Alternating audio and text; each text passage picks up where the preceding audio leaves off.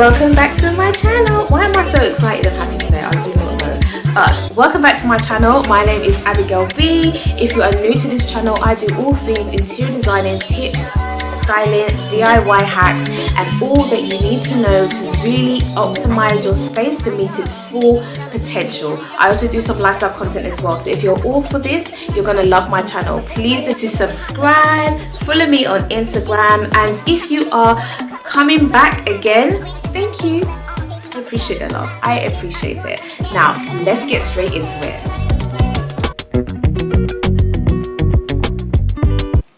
So in this video, I'm going to be teaching you about how to make your space look bigger. Now, why? Now, who wants to be in a space where you feel very claustrophobic? It also does have an effect on your mental capacity and your mental health when you are feeling very enclosed. You know, you don't feel inspired, you don't feel elevated. And I feel like when you create a space that draws that in, that there's space around you, it makes you feel very rejuvenated, it makes you feel fresh, it brings calmness. There are so many positive attributes when you have a space that really does accentuate that. So how do we do it?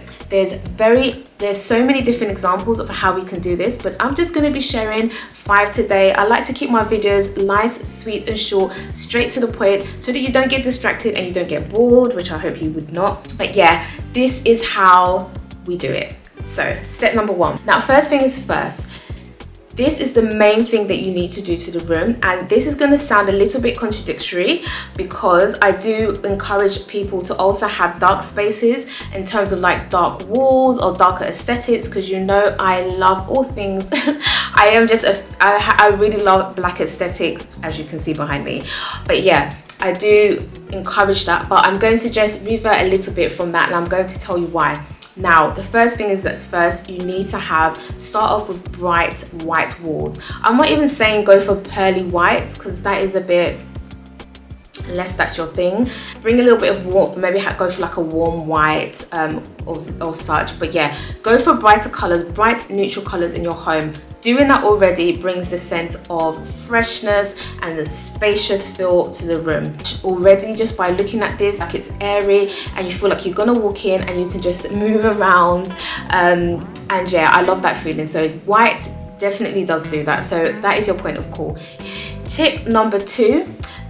This is something you don't have to have too much of. This is not bad in your home, unless you're going a little bit overboard because you don't want it to look like a museum, like a house of mirrors or something like that. Now, mirrors is very important to allow the space to look bigger, because what it does, especially if you position it in the right way, it reflects. If you position it opposite your window where the light is coming in, the light will bounce off the mirror onto another surface or another wall, and already it gives the illusion that there is air and there is space in there. Another thing that mirrors does as well is that it gives the illusion that there's continuation to the room.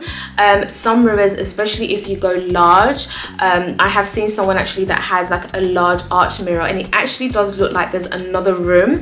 It's really strange, but very, very beautiful. So yeah, this is what mirrors do. And another thing I would say about mirrors is that you have to go large. I always say this in my videos, because if you listen to me and get it right, you will go a long way. 4 foot, 5 foot, 6 foot, elevate it by putting it onto your wall, or if it's very, very big, it can be just a freestanding mirror, because what it does is the repetition allows your mind to think that there's a continuation of the room as well. So don't put it somewhere where the reflection is the wall, because it will just defeat the whole purpose of it. The third point I'm going to talk about how to make your room look bigger is also lighting. Lighting is very, very important.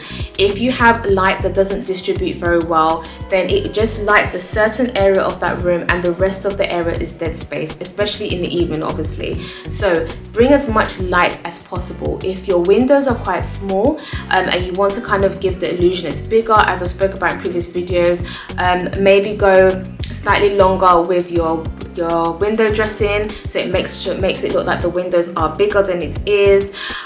Use sheer curtains as well. Just do things that does not block light there. Move furniture away from the windows as well. You want the window to be the masterpiece so that it brings in more light. Or if you have one lighting that's in the middle of your space, then use bulbs that distribute the lighting a bit more wider. Maybe use spotlights, so it's directing the light into various corners of your room. If you're able to put actual spotlights, as I'll show a picture, then that's amazing. If not, and you want certain spaces to kind of be lit and separate from the room, that's absolutely fine. But use lamps, use as many lamps as you want. You can never go too much with stuff like that. So you can use wall sconces, you can have lights in one corner, spotlights in another corner, but lighting is very, very important, especially if you do have slightly darker walls as well. All right, so the fourth, have I done fourth already? The fourth point that you want to consider is your furniture. Now, the correct furniture spacing is extremely important, because if you get this wrong, the illusion of bringing in space or making your room look spacious will be defeated. So what I mean by that, I will show you the diagram. The furniture spacing or placement is so important with that. I have spoke about it in previous videos. I keep saying this, but it's true. Like, if you put your sofas further away, as you walk into the room, all you have is the space in the middle, and it gives the illusion that that's all you have. But just bringing the furniture in just very slightly, so it's a bit more intimate in that space, allows your mind and visually, as you're seeing, that there's space flowing around the room, and automatically it does look bigger.